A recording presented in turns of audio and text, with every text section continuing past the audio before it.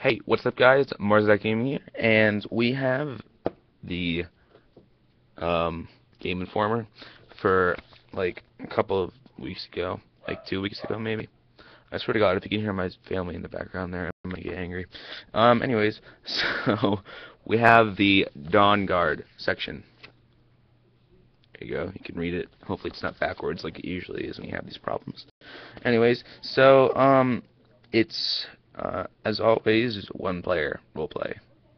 Like they would add, like, you know what they should do is they should really add a co-op thing. Just you have to pay like $20 for it. I mean, even though that's like out of line, that'll, keep the normal everyday player from getting it and making the Skyrim and, Elder Scrolls and Oblivion, the whole shebang, and making it from turning into a huge, oh, this is an MMO now, keep it from going into that. So like keep it as a normal game, but people can buy a little add-on that makes it co-op, and you can make servers for it. Because that would just be really cool. So you could people could, like, do quests and everything. People could complete the Thieves Guild quests together. People could have do the Thieves Guild and Assassin quests at the same time. It would just be cool, but it would take a lot to do that. So we're not going to get into that at all. It's the first Skyrim DLC, if you didn't know. It's coming out in a couple of days, actually. Was it the 24th, the 25th, the 26th? I don't remember. I honestly don't. But basically what it is this added area, apparently, that will be added to the map that you can go to, and it will allow you to join either the vampire, like the ranks of the evil vampires that are taking over the world, or join the ranks of the people who are trying to stop them, which is basically not very many people, apparently.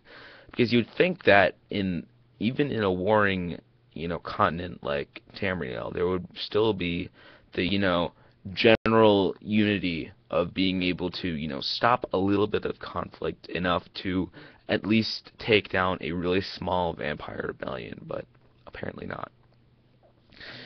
So there's new homes that you can get, so that's gonna hopefully give, like,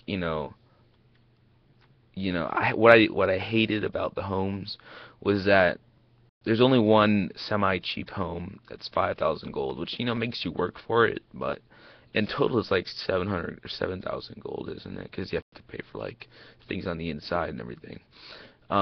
Anyways, and I hated the, however you pronounce the one in, well, I'm blanking. No, Windhelm, yeah. It was like Jurem or something, because that was the murderer's hideout, that he had like dead bodies all over the place, and I was like, why would I want to live here, you know? But anyways, you have better vampire transformations. I believe you can fly around as a vampire in this one, and you have like these insane looking things. Like, here, let me try and show you this. It's a picture. Ow. There you go. That guy is vampire, and this guy is not, sadly. So as you can see, there's huge ears. He's green. He's not an orc. If you're thinking that. And he has really, really long fingers, as you can see right here. So I'm just going to hold that up real quick. Here you go. And there's going to be a whole new vampire perk section. And what makes you kind of wonder right now is, why aren't they doing this for werewolves? Because werewolves are pretty freaking awesome too. But because I would rather be a werewolf than be a vampire. The only problem is that werewolves only have one power, and that's to, become a werewolf. And then they have all these like perks and everything that, you hit people and you get way more damage and everything. But you can like run faster like a wolf and stuff. But I tried to play a vampire character, and it was really fun from, the time that I was playing him. Until I tried to join the companions, because I didn't want to be a vampire anymore. I was like, it's getting kind of tiring, it's taking me too long to do things. And then I got into the building, and the guy who wears steel armor all the time, I forget his name, he wouldn't stop following me.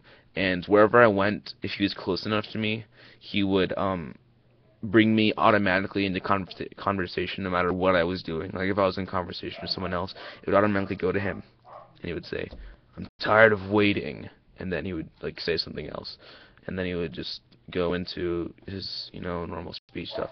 So if I couldn't fast travel because he was always following me. If I got into the carriage and went somewhere else, then I would automatically he would just follow me there, and he would show up where I was there. So I couldn't do anything about it. Didn't want to go back to an old save because it didn't save too often. So, kind of sucked.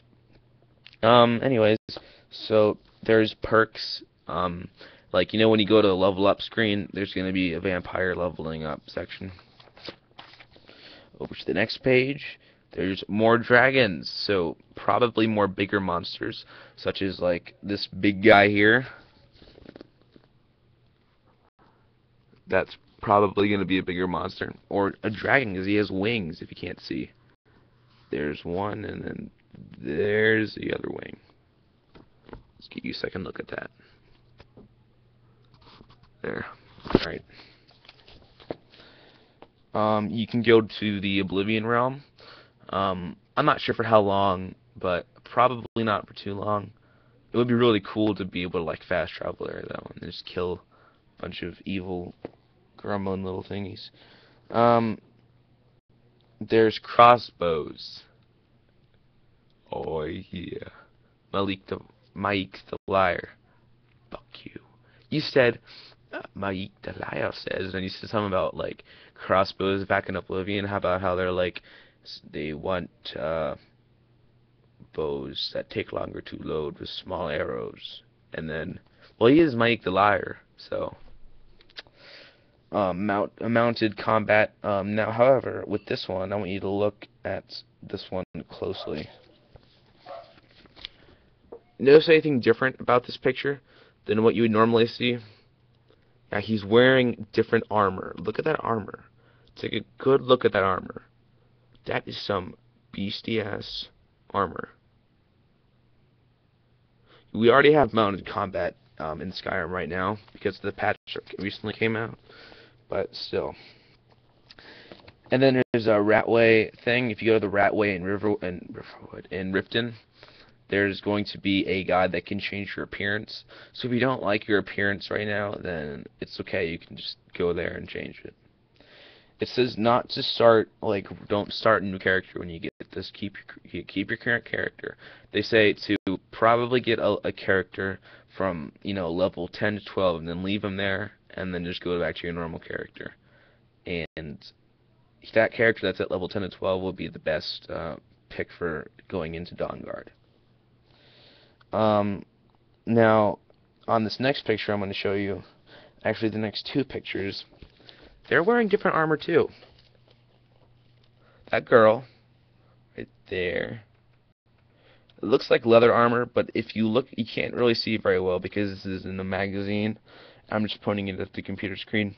That she's wearing, that right there on her shoulder is actually metal, so I don't know what that is. And then this guy is wearing some kind of padded armor.